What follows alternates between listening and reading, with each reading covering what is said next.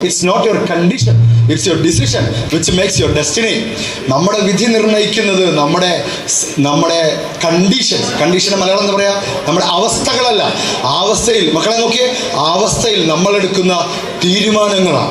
അവസ്ഥ വളരെ പരിതാപകരമായിരിക്കും, പക്ഷെ തീരുമാനം വേറെ ആവണം. PT ഉഷ ആദ്യമായിട്ട് ഓടാൻ നിൽക്കുമ്പോൾ PT ഉഷയുടെ ഇപ്പുറത്തൊക്കെ സായിലെ സ്പോർട്സ് അതോറിറ്റി ഓഫ് ഇന്ത്യയിലെ കുട്ടികൾ ഷൂവും ട്രൗസറും ഒക്കെ ഇട്ടിട്ട് ഇങ്ങനെ നിൽക്കുക, മുടിയൊക്കെ ഇങ്ങനെ കുതിരയുടെ പോലത്തെ സാധനങ്ങൾ ഇങ്ങനെ നിൽക്കുക. PT ഉഷയ്ക്ക് ചെരുപ്പ് പോലുമില്ല, ഒരു പാവാട ജാക്കറ്റ് എന്നൊക്കെ പറയുന്നത് അതിങ്ങനെ കുത്തിയിട്ട് ഈ PT ഉഷ നോക്കിയ അവസ്ഥ എന്തായിരുന്നു. ഇപ്പുറത്ത് ഷൂവും ജാക്കറ്റ് ഒക്കെയുള്ള കുട്ടികൾ ഇപ്പുറത്തൊക്കെ, പക്ഷെ PT ഉഷയുടെ അവസ്ഥ ഒരു സാധാ ബ്ലൗസും പാവാടയിട്ടൊരു കുട്ടി. പക്ഷെ PT ഉഷ പറഞ്ഞതേ, ഞാൻ ഇങ്ങോട്ടും നോക്കിയില്ല എങ്ങോട്ട് നോക്കി, നേരെ നോക്കി. ഫോക്കസ്. നമ്മൾ ചെയ്യാനുള്ള കാര്യം മര്യാദയ്ക്ക് ചെയ്താൽ മതി. അന്ന് ഒറ്റ ദിവസത്തെ ഫൈനലിൽ നിന്ന് 6 സ്വർണ്ണം അടിച്ചിട്ട് PT ഉഷ കയറിയത്.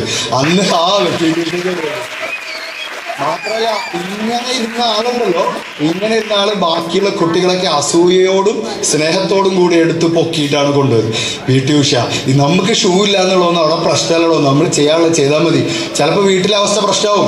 വീട്ടിൽ അച്ഛനും അമ്മയും വഴക്കൂടുന്നവരുണ്ടാവും, കുടിക്കുന്നവരുണ്ടാവും.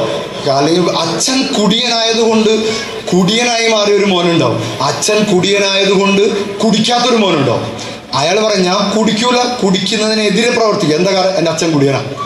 അവനതിനെതിരെ പ്രവർത്തിക്കാനുള്ള മോട്ടിവേഷൻ അവിടുന്ന് കിട്ടുന്നത്, ഇവന് കുടിക്കാനുള്ള മോട്ടിവേഷൻ അവിടുന്ന് കിട്ടുന്നത്. തീരുമാനിക്കേണ്ടത് നമ്മളാ.